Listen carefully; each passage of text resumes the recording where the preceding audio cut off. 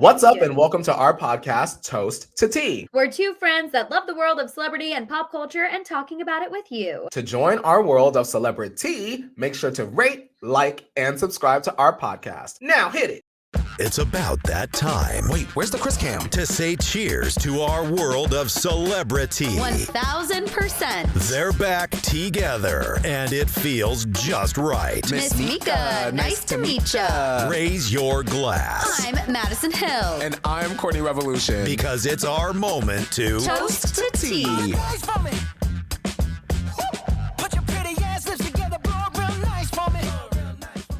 Courtney, hello. It is the week of Thanksgiving. I can't even believe it. Do you not feel like this year has gone by so fast? Madison, I feel like I remember the top of the year very vividly, and now I feel like I've blinked maybe twice, and now we're literally cutting turkeys tomorrow. Yeah, that's exactly how I feel. I feel like the first half of the year I was going by slow, and then summer happened, and it just summer, and now it's Christmas. That's how it's happening in my brain, and it is absolutely insane. Girl, we getting old. I know, we are. We were just talking about this. I feel old. I literally still have not accepted turning 30, and I'm about to turn 31 in like 6 months. You don't love it, girl? You know, I do, but I also, it has been an amazing year, but you know how everyone's like, your 30s are your best. And I'm like, really? Because I feel like I'm still trying to figure it out.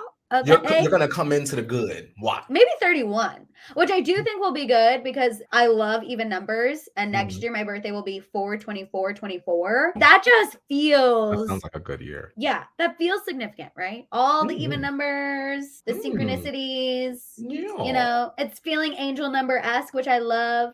Angel number-esque. Anytime I see an angel number, I close my eyes and I manifest and say a prayer because, you know, I need it. I need it. Silly. Can I tell you what I saw last night, Maddison? Yes, tell me. I saw Disney Wish. How was it? Maddison, it was good. It was really, really, really good. Disney had invited me to come to the El Capitan Theater, girl. Have you ever been before? I had been once before, but okay, because it's awesome. Unable to see the movie. Okay, because it is really cool. It feels very like significant in there. Yes, they had the star of the movie, Asha, who's like the character. They had like a live performer dressed up as her come out and do her little. Mickey came out, you know, gave us a little moment before the show started. It was like a really good movie. Not as memorable music, but the story and the moral and all of that really resonated with me. Will I cry? I cry in pretty much every Disney movie, so you know me. I don't think this one is no? Okay, good. Unless you're gonna cry in a triumphant way. Like, you know. Which a happy sad? Yeah. I do that sometimes. You know, it's so funny. I feel like in like real life situations, I usually keep it together until I'm like with my people. Then I let it all come out. But a commercial, a song, a movie, a show, I cry like a freaking baby. I am so sensitive whenever I watch stuff like that. Oh my gosh. Yes. Have you ever seen the movie Set It Off? No. With like Queen Latifah, Jada Pinkett, and no. Madison, girl. You want to talk about a movie that's going to make you cry? This is the movie that... this is one of the first movies. People that have seen this, they're going to be like, what? This is one of the first movies I've ever seen in the movie theater with my parents. I was so young when it came out. This is the movie about a gang, not a gang, but like a group of Black women friends that are going through hard times. And Maddison Hill, they decide to rob a bank, girl. Oh, God. This is one of Queen Latifah's most iconic roles. When you see this movie, Madison, by the end, don't wear no mascara, girl, because you're gonna be looking like Spider-Woman. My eyelashes are gonna be falling off. Yes, it has like it's a very sad movie. I cannot believe you are telling me about a movie that I haven't seen. This is the roles have reversed. Y'all. The roles have reversed, but it sounds like a movie that my family and I would love. So I'm gonna add it to my list. Set It Off. Please, before the year is out, if you have just 90 minutes, please watch Set It Off with Queen Latifah got the cornrows, girl. Okay. I love it. I'm ready. I'm ready. I'm ready. The last movie I cried in. Have you seen Joyride? No, who's in that? Okay, Mason recommended it, and at first I was like, I don't know. It's the girl from Emily in Paris, her friend, and it's from the writers of The Neighbors with Zac Efron, Crazy Rich Asians. You laugh, you cry. They go to China. You see a fun, cool place. You have to watch it. Joyride.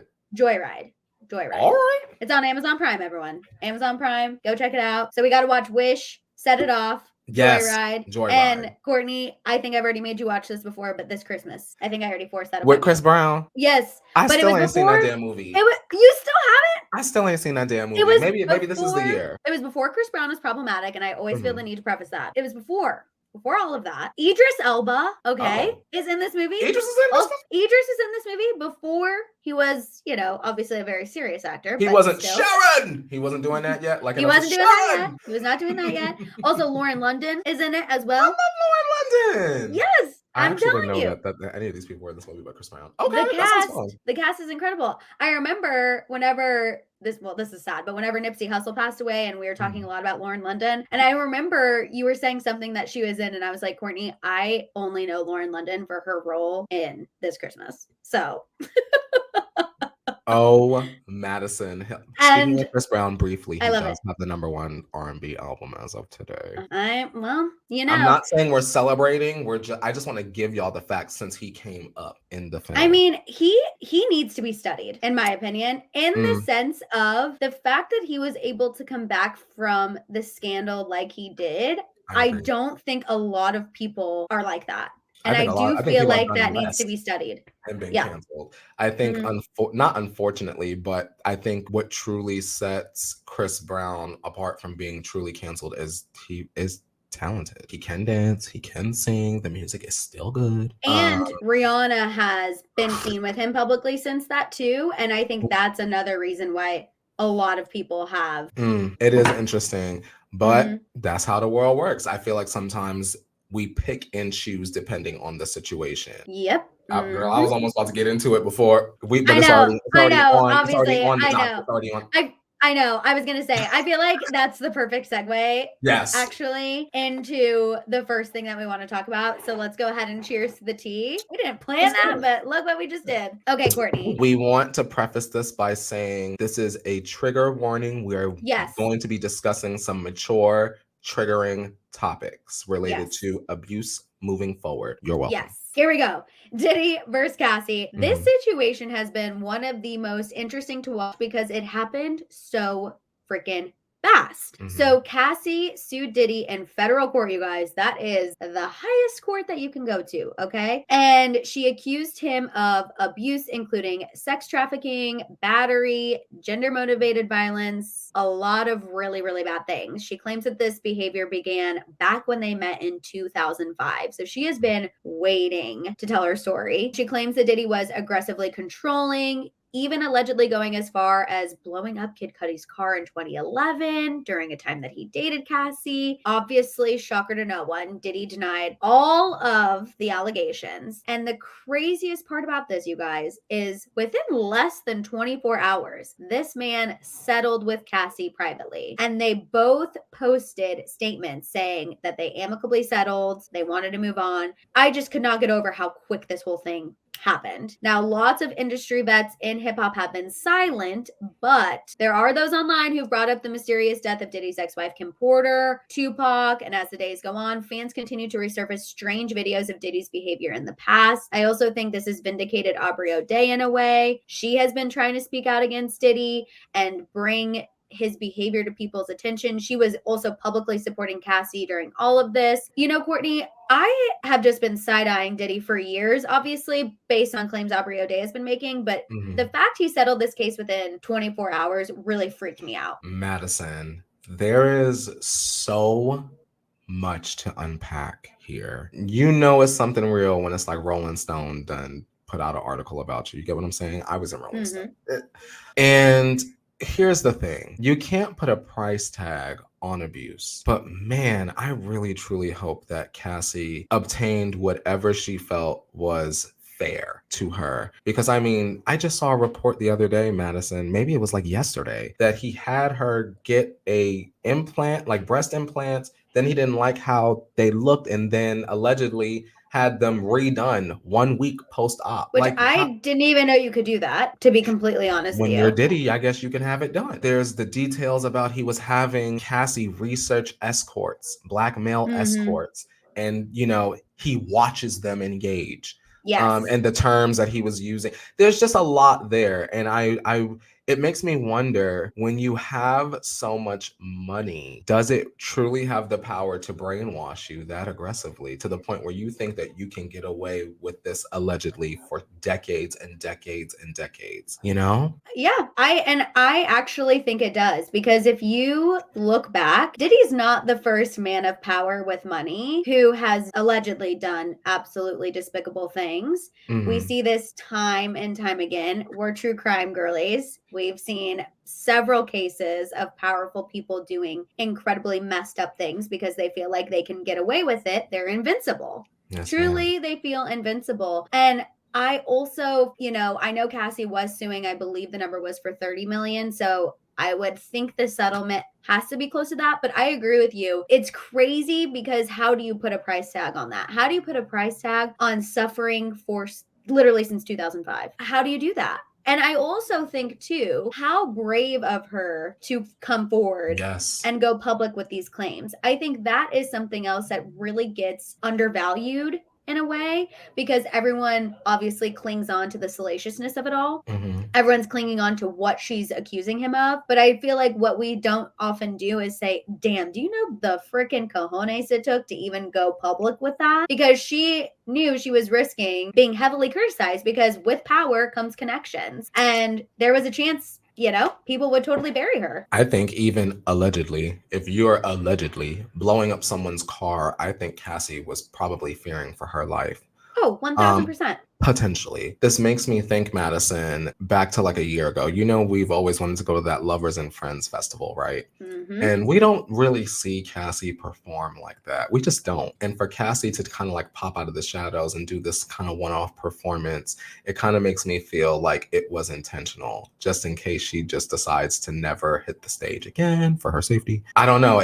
She definitely played the long game. Oh, absolutely. She's got her trainer husband. She's got her children. And I hope that she got more than $30 million.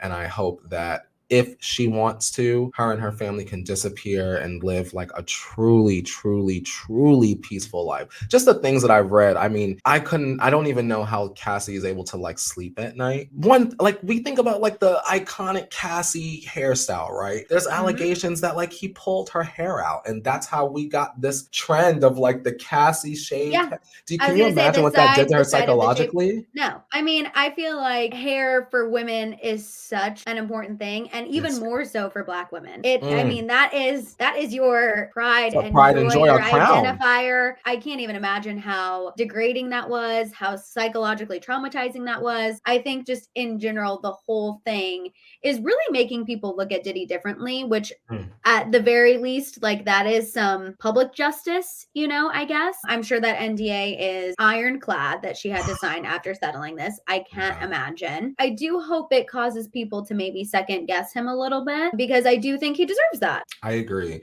And I wonder what happens to his businesses. Like, I don't know. Revolt, the Deleon Tequila, the Sean. I mean, we're not wearing Sean Gun. Is he still with Ciroc? I don't think so. I think there was some drama with him and Ciroc. Okay, because he used to back in the day. Ciroc was. He used to endorse. Yeah. So I don't know. My senior year of high school, I might have for some reason my guy friends were like obsessed with buying Ciroc, and I was like, this is why are we doing this? No, it was bougie. And then I went to college, and my freshman year, the guys were buying like the pop off Burnett's. And I was like, oh, I'm sorry. I was really living the high life.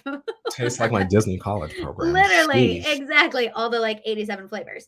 But no, I do hope his businesses for sure suffer a little bit. I also read, Courtney, I don't know if you saw this. Some TMZ put out a report that somebody in the NYPD was already investigating Diddy, and that he was the subject of an investigation. Now, they've since come out and said that's not true. I don't know where the reporter got this information. We weren't investigating him. But I think that there's a possibility that we could be hearing more with Diddy. I think that there's going to be a reckoning with powerful men in the music industry. That is my theory. I think we're going to see Diddy. I think we're going to see Scooter Braun. I think we're going to be seeing a lot of these men who have been pulling strings over the years. Something's brewing. I can feel it in my bones. Can I say one last thing, Maddison? I just crossed my mind just now. It makes me think about, remember when Diddy dated J-Lo back in the day, and they had that whole thing? And J-Lo was like, she has said something to the effect of like, girl, I ain't never held a gun in my life. And somehow her fingerprints was on that gun. How her fingerprints got on that gun, Maddison Hill? How Kim Porter mysteriously passed away, Maddison Hill? Why are they pointing fingers at this man allegedly for being involved with Tupac's slaying? Like, what is going on? If Kathy Griffin, this is me being gay, if Kathy Griffin can have a stand-up years and years and years and years ago, Maddison, talking about what goes down in Diddy's mansion, this is a white Jewish woman that's a comedian not involved in hip hop. Where is she making this up? Everything that we've heard about Diddy's house, I cross-reference that with Kathy Griffin. Because why would Kathy Griffin lie? I mean, it's the same thing. Remember when people would make R. Kelly jokes and everyone would laugh it off? Oh my gosh, haha, R. Kelly's trolling outside of high schools. And lo and behold, hello, it was real. And something in the buttermilk ain't clean, girl. Was joking and joking and joking. And to me, I agree with you. Same with Courtney Love and Harvey Weinstein. You know, everyone wrote her off because they were like, oh, she's a drunk. She does drugs. She was on the red carpet saying her number one piece of advice for young girls in Hollywood, don't go to Harvey's house by yourself. And everybody, oh, haha, look at Courtney Love. So, you know, I do think, and same, people write off Aubrey O'Day. People write off Aubrey O'Day because look at all of her plastic surgery. She's mad and bitter because Danity Kane is no more. She has been trying to say for a year and a half, hello, people, wake up. This is what happened to me. This is what happened to me. No one wanted to give her the time of day because, oh my God, she was stooping Donald Trump's son, you know, blah, blah, blah. She's trash. Maybe we should stop judging the people who are speaking out and start listening a little bit harder. You know what I mean? Because Kathy Griffin, you know, people are like, oh, she's a comedian. LOL. What would she know? You're exactly right. How would she know what goes down in Diddy's house? Well, now her jokes aren't looking that funny. They're looking a little pull us out of thin air. Okay. So we look at us. Strong today, girl. We're literally just I just felt like my soul. Get his ass. My soul. We're literally killing it already. Man. We said, let us pat ourselves on the back real quick. We discussed the hell out of that. Does anyone else feel like they went to church just now, or is it just me? Because I feel vindicated. Thank you, Jesus. Believe victims, damn it. Woo! I feel good. Okay, Courtney, now I feel like this is the perfect segue for something a little lighter, but still very full of drama. Okay. And I'm so happy that you added this to the docket because I've been watching Selling OC now. So I now know who all these people are. Shout out to Christian. He's the one who forced it upon me. And I'm happy that he did it. It's good. So right? You guys, it's so, yes. And these people are way messier than Selling Sunset. And the outfits are way more realistic. So I'm living for every second of it. So you guys, Netflix dropped the Selling OC season 3 trailer. Okay. And it looks very, very dramatic. It looks good. Alex Hall, which she's the girl who you probably see pop up on your For You pages all the time because she always pops up on mine, and Tyler, aka Brittany Snow's ex-husband, they seem to be over after Tyler allegedly ruined his marriage for her, which is kind of a storyline that starts in season 2. Castmates Gio and Sean definitely are at the center of big drama. Gio is like a nepo baby, just like Tyler. Gio, he is. His mom is like, first of all, has some very interesting work done. And she's also a big real estate agent. So I feel like, yes, they're both successful in their own right, but they definitely had help getting there. Gio can be heard saying that he feels like he's being used and taken advantage of. Can be seen getting into what looks like an altercation with Sean. Sean exits the O group, which we saw those headlines this week as well. Yeah. New castmates. Is Allie the Nashville girl? Allie is the Nashville girl. Okay, I needed confirmation. You're all the way caught up, right, Maddison? I'm almost all the way caught up. Okay. Because I just don't know why we're pushing this Nashville girlie so hard. Thank you. I'm like, I think we're fine. We have an office of 78 people. Why do we need a random girl who doesn't even have a real estate license coming in here? They said, here's this random girl, and let's follow her all the way home to her hometown. And oh my God, she shoots in Nashville? Madison, we go to this woman's home and meet her mother. And it's just like, just plopped in the middle of the episode. And then it's like, that. It's full on bathroom break. No shade, Allie. It's full on bathroom break. Like, it does nothing for the show. I just think that because Allie at the time, she didn't really have a connection that to the cast, that she needed a neutral party to explain to the audience how she feels about the cast members and the experience. Okay. So that's why they just randomly follow her home. Weird. Interesting. Yeah, Courtney, what do you think sets Selling OC apart from Selling Sunset? What sets Selling the OC apart from Selling Sunset is on Selling Sunset, they all knew each other beforehand for years. Like Jason, Mary, Romaine, like they all knew each other. Amanda, you know, Jason done slept with everybody. It really is kind of like a family environment. That's how they kind of pitch it to us. Selling the OC, I think, comes across a little bit more dramatic because I believe these were all just like real estate agents that applied to the O group and production said, go play. And it just so happened that, oh my God, Kayla might have got a little bit too drunk and, you know, came on to Tyler, you know, Austin and Sean. Like, it is good because I think they're able to go below the belt a little bit more because there's not really that history. And that's why the vibes are definitely different. Selling Sunset different. Is more balanced to me. Like I explained it this way on Twitter to someone literally this morning. Selling Tampa was like the low end of drama. Selling Sunset is mid-level drama, and Selling the OC is girl ... That's what I wrote on Twitter this morning. Because like they be going at it on Selling the OC. It's Bad Girls Club. Bad Girls Club of real estate. Literally. I want to say this because we're on the podcast. I would like to know what Alex Hall's problem is in general as it pertains to Brandy. Okay. I actually would love to know that too, because based on what I'm seeing so far, I don't understand the beef between them. I feel like Alex Hall goes for Brandy and then she's like, I know she's having a hard time. I'm like, yeah, but then you still keep doing it though. Like, it's very aggressive to me. And I wonder, I know for a fact Alex is not on Twitter, so she doesn't even see the conversation happening around that. But it does not look good. I was going to say, I can imagine it's not in Alex Hall's favor. Oh, they're crunching her, girl. I want to applaud Brandy, who is really my good Judy. Shout out to my girl Brandy, because even on the Selling Sunset reunion, this most recent one, Brandy was able to kind of like hold her composure because it just seems like Alex is out there to like antagonize her. It looks like she's trying to get her riled up so she can throw some not accusations, but some, you know, let's call her aggressive. She's coming exactly. at me. She's looking for that. And I haven't even finished season 2, Courtney, and I see that already. Like, she's just looking to try to throw those words on her, which is so. I thought we learned that that's not okay, but apparently not everyone learned that that's not okay. Like, I want to say also, I think we're saying it without saying it. Yeah, girl, we know what we're trying to say, girl.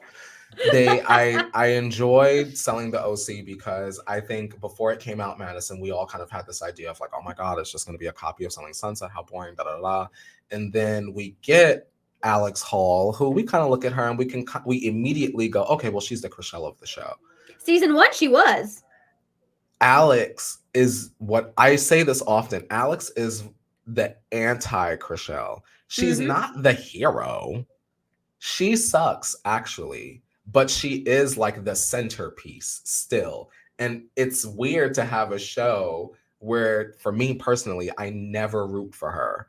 And I think that maybe helps me enjoy the show and the relationships from all angles. Because on Selling Sunset, no matter what, I'm gonna always be Team Chriselle. That's my girl in real life. Thank you. On Alex Hall, we don't know her, always, and I never root for her. So it's like y'all could do whatever, and I'm still gonna have fun and enjoy it as long as y'all leave Brandy alone. Like Chriselle, for me on Selling Sunset, Team Chriselle all day, every day. Love Chelsea, love Emma. Love Chelsea. Everyone else, period. So sorry, not. You don't love Mari Lou? Like, no, first of all, when I watch Mari Lou, I lose brain cells. And the camera angles of Jason look. I'm a short person, so this is no shade to Jason at all, or Brett. Also, my friend Melena, she always jokes. She says short kings are the best because they really had to work on their personality. You know what I mean? So I'm like, no shade to short kings, okay? But the camera angles of Jason, if y'all have not watched the most recent season of Selling Sunset, there is an angle where they're at a party where Jason is full up looking at Mari Lou like she is his mother, and he is just staring straight into her boobs. And I can't. Production is so shady for that. They are so shady. Like, she was literally like rubbing his bald head, and he's like staring up at her, and I'm like, I know this man wears lifts. This man wears lifts in his shoes, and production is still doing him dirty with this angle. Like, it was just... They did him dirty. It was bad. But as far as Selling Sunset, the most recent season, because I know some people have asked our opinion. They have, great. Obviously, Team Chriselle all the way. Oh my God. Maddison. Chelsea. Amanda tried it. Amanda tried to get some camera time because she knew that she is not doing anything for the O group. So she has to make sure she solidifies her spot on Selling Sunset. And the moment she came for Chrishell, I said, this is a mistake. And she doesn't even know how to measure doors. So you know what, Amanda? I'm so sorry. Team Chrishell. It didn't look good. I think for me, it appeared based on the show that Amanda was pot stirring. I think for me, my big girl, what are you doing was the video at the table with everyone sending the video. I don't care. Chelsea told you, girl, get up on this table and take your clothes off. You didn't have to do it, you know? And I think I would have rather have that been a conversation after the dinner. I would have rather Chelsea went and told Chrishell, oh, she was talking about you. And then they hashed it out. Not you sent the video with everybody's, and then you thought you was still going to get a check? That's so funny, Amanda. And you know what's so funny? That's hilarious. At the reunion, when she was like, it was insulting that she tried to pay me $5,000, but then she took the $5,000 and cashed the check. So don't sit up there and say you were insulted, because if you're really insulted, you wouldn't have cashed the check. But you cashed the check anyway. So after she said that, I was like, my respect. Bye. 8 feet under. It wasn't a good look. 6 feet under. It was not a good look. I do hope that next season we keep Brie and we do not add Cassandra. And I honestly, Maddison, I would like a Christine pop up on OC if that's possible. Okay. I need a little Christine. Predictions. Yeah. No, I think that's good. As long as Chrishell is still on and Chelsea and Emma are still on. Oh yeah, that's my three. I will be tuning in. I will be tuning in. Also, obviously, I'm a little bit biased towards Chrishell and Chelsea because we danced with them at that Netflix event, and I was like, they are the sweetest, most fun humans ever. They're lovely. So I'm a little bit biased, but even if I didn't have that experience and that they were absolutely lovely to me, if I didn't even have that experience, I would still be rooting for them. But exactly. Just saying. Okay. We can attest their fun in real life too. Okay, let's move on and talk about our girl Taylor Swift, because Courtney, she has been. It's been rough. It's been rough, and it hasn't been great. I will say we have not been in our fearless era right now. So last weekend, you guys, news broke that Taylor Swift lost a fan in Rio de Janeiro. Her name was Ana Clara Benavides Machado, which if I'm mispronouncing that, I'm sorry, but it was incredibly sad when it happened. Taylor posted on her story immediately when she found out, you guys. But sadly, this young lady appeared to have lost her life to a cardiac arrest after extreme temperatures at the venue. I know it was reported that it was like 87 degrees, but people there were saying, no, my phone's reading 140. My phone's reading, all the humidity. So really, really bad, or it felt like 140. It was hard for fans to access water, allegedly, at the venue, and they were not allowed to bring any of their own water into the venue. It was only available for purchase. The venue also closed the vents so that fans outside of the venue couldn't enjoy the show, but that obviously made things hotter inside.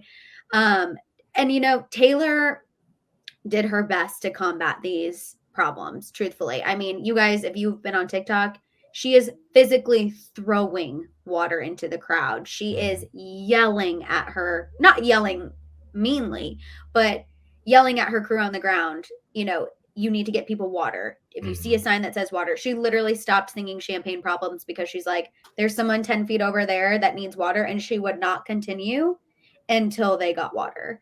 Now, obviously, the woman who sadly passed away, her family is demanding an investigation. The investigation is ongoing. And as they should. If I lost a family member, you can bet your bottom dollar I would want that investigated. And whoever's fault it is, I would want them held accountable. But, I've also read several reports to Courtney about how this has really weighed on Taylor. There was a source who spoke to Page 6 and said, right now, everything she's experienced in Brazil has been traumatic. That was the word used. She never thought any of this would happen when she decided to bring her tour to Brazil. And I think that's the hard thing about taking a tour international at that magnitude is you are kind of at At I the can't think mercy of of the the word, at the organizers. mercy of basically these international venues and also their standards. You know what I mean? Every country has different standards for concerts, citizens, laws, you know, and it really is unfortunate because you have to follow whatever they tell you or the regulations, and you can make changes best you can, but it's just, the whole thing is sad to me because, you know, I know how I was going to the Eras tour. I was waiting for that for years. I was so excited, not to mention all the money you spend and just the fact that it didn't go as planned and obviously someone's life was lost. It's so sad. I need to, if I was that family, I would own the venue, girl. Yeah. Because how do you, it's like, it's not like y'all don't know how many tickets were purchased. Like, you know, it's not like you don't know what kind of, like, Taylor doesn't come to Brazil like that. So the fact that y'all did not prepare for fans even camping out days before in advance is insane to me. The closing of the events, insane to me. The not allowing the water, insane to me. They were spraying people outside down with hoses to try to all keep these them things cool. like this just could have been prevented, you know. I mean, there's even that video, I don't know if you saw Maddison, the video of Taylor like performing and she turns around and she's like out of breath because it's so hot. She can't breathe. She can't breathe. I also saw videos of her body, like how red her body was because she was so hot and she couldn't cool down. And I just think the whole thing was scary. Honestly, all of it was scary because I think it has to be scary for her. Imagine being on stage in front of thousands and thousands of people. You can't breathe. Your body is like, probably feels like it's shutting down. And then you feel guilty because you're like, these people paid so much money to be here. People gave up things. People worked. People, you know, traveled.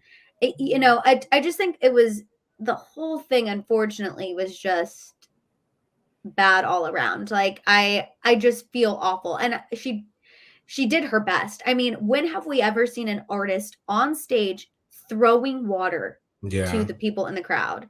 You know what I mean? Say what you will, she was trying. I know it's not enough. She was trying, but it's not enough. It's that not venue enough. should have made sure to, in my, like, I think that there is, I put like the I blame said, on it's the not like venue. y'all don't know how big the Eras tour is. I feel like y'all should have been something. Anything. This just could have been prevented, and I think that that's the saddest part about it. Something that's supposed to be fun, you know, you're finally seeing your favorite artist, and this is the experience. I hope that they do better next time. I hope so. I really can't imagine, because going to the Eras tour, like, and I've said this to everybody who I've talked to about it, Courtney, it was so unique in the sense of everyone was so happy. Everyone was happy to be there. It was positive. You know how 9 times out of 10 you go to a concert, there's always someone who gets too drunk. There's always someone who tries to start something. There's always someone who there's always some sort of drama when you go to a concert. Very true. And no joke, everyone was just thrilled. Everyone was happy. Everyone was living for it. And it was such a good experience, and it breaks my heart that it did not go that way for everybody in Brazil. Like, it really, really makes me sad. As a Swiftie, as a human, you know, it makes me sad. So our thoughts and prayers are with Anna's family. Absolutely. And I hope that the other venues and organizers take note of what is happening in Brazil, and, you know, they accommodate appropriately. Let's not let this happen again. Yeah, no. You should be able to go to a concert and go home safely. Period. I feel like there's no other explanation. But Courtney, we're going to talk about one more thing before we wrap up. And that's because I'm dying to hear your opinions on this. And I feel like we got to end on a bright note, because we talked about some serious stuff this podcast, which I'm living for. Thanks for listening, you guys. We're serious Sallies, okay? But Courtney, Jordyn Woods. Can you believe she was accused of shading Tristan Thompson and Khloe Kardashian? Again. So what? I agree. Maddison Hill. I agree. But you guys know Jordyn Woods and Tristan Thompson are back in the headlines together because of Tristan Thompson. Shocker to freaking no one, because he's been bringing up the scandal on the Kardashians. He talked to Kylie about it, and remember, he was like, can you pass along an apology to Jordyn Woods? And we were like, this man is the absolute freaking worst. Well, Jordyn was recently spotted out and about, I believe she was going to a basketball game, wearing a Letterman's jacket that was designed for her, and on the jacket embroidered is the quote, "I don't need your situation." Now, if y'all remember, Jordyn Woods said this on her Red Table Talk when she was talking about the Tristan Thompson situation. She was saying, "I don't need your situation, Khloe." Now, people thought that Jordyn wearing that now was her shading Tristan and Khloe once again. However, she clarified on her Instagram story that was not her intention. She posted a photo of her. She reposted the Shade Room's Instagram post of her in the jacket, saying, "There's no shade here. Just a quote we can all relate to at some point." She then followed that up saying, "Not everything is shade and not everything is that deep. It's almost 2024, y'all." And then she tagged the designer. Jordyn, it's okay if you want to be shady, girl. I don't care. I agree. I support it. Why I agree. Sit up there and lie like that? Personally, Jordyn, I'm why like, you sit up there and lie like that? It's okay. Like, girl, they really tried to ruin your life and your career, and they messed up your emotional and mental health. Girl, if you need to put a little quote on, I mean, not she put it there, but there ain't, in my heart of hearts, there's no way that beautiful, gorgeous, intelligent young lady did not see that quote and think about Tristan and then decide to put that jacket on. Like, you cannot convince me. Like, girl, that was a huge moment in your life, our lives, everybody's life, girl. So let's not, we love you down. We love you down, girl, but are we out of the woods yet? So much. We love you so much. But I'm like, you cannot tell me that was not intentional, that you did not put on that jacket, damn well knowing this man was just up on Hulu being like, "I'm sorry, if you could pass along an apology to Jordyn," which he doesn't have a twang, but that's just like, I can't even deal with him and his, "Can you pass an apology?" I know I affected her life too. You think you affected her life? You literally blew her life into friggin' smithereens, and she had to rise from the ashes. Like, what she did times 10, she's thriving without obviously that whole situation. But I agree. I'm like, it might not have been shade, but it was a statement. Maddison, and Jordyn Woods wanted to be a little shady, and I support it. I do too. I'm like, you know what? If they're able to profit off this situation still, and they're able to still get views off the situation, why can't Jordyn Woods do the same damn thing? Exactly. Leave that girl alone and let her shade them. She get a free pass to shade them people for the rest of her I think life. so too. Also, Maddison, you think when Kylie and Jordyn reconciled, Kylie told Jordyn, like, "Okay, girl, we cool again. You know, we gonna talk about you on this show, right?" Like, do you think that they got cool so that they could kind of get the leeway to kind of talk about it a little? Maybe. Which, if I were Jordyn, I'd be like, hell no, you don't get to talk about it. Same. I'm not making money off of this. Absolutely not. But you know what? At the end of the day, Jordyn Woods, you know, Courtney, we talk about this all the time. Mm-hmm. Good people, when they rise to the top, they will stay there. And I do think Jordyn Woods has a good heart, and she knows, you know what? Tristan Thompson is Tristan Thompson. Look what he did to me. And then he went and got another girl pregnant while he was still with Khloe. So I was right. So I think Jordyn knows, you know what? If this is what y'all need to do to make a buck, go for it. Because I know it's not going to hurt my reputation or my bag. If anything, people will just want to support me more because they're still going to hate this man. So maybe on some level, Kylie had to get rid of her guilt by reconciling with Jordyn and getting the okay. And I think the reason why Jordyn Woods is okay with it is because she knows at the end of the day, when all is said and done, she still comes out on top of the situation. And she does, 1000%. I can't shout out to her. I agree. I just had to get your opinion because I was like, honestly, so what if she was? And what they going to do about it? Literally, let her get some friggin' airtime and screen time and headline time from this. They better not wear no jacket with the words "legs draped" on it, because then we gonna have a problem. But Jordyn can do that, and we would be buying. If she puts that for sale, we will be buying. I would buy that. If it said the legs were draped, give me.